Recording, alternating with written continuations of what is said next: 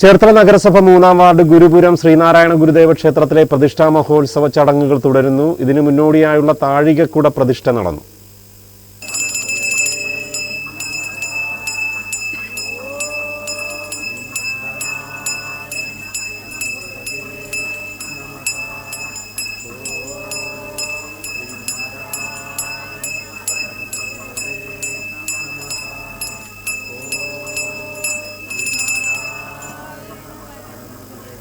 വെള്ളിയാഴ്ച രാവിലെ 9-ന് ശിവഗിരി മഠത്തിലെ വിശുദ്ധാനന്ദ സ്വാമികൾ ഗുരുദേവ വിഗ്രഹ പ്രതിഷ്ഠ നിർവഹിക്കും. തുടർന്ന് നടക്കുന്ന ക്ഷേത്ര സമർപ്പണ സമ്മേളനം എസ്.എൻ. ട്രസ്റ്റ് ഡയറക്ടർ ബോർഡ് അംഗം പ്രീതി നടേശൻ വെള്ളാപ്പള്ളി ഉദ്ഘാടനം ചെയ്യും. ക്ഷേത്രം രക്ഷാധികാരി അജിത് ദാസ് മണിബൻ ഭദ്രദീപ പ്രകാശനം നിർവഹിക്കും.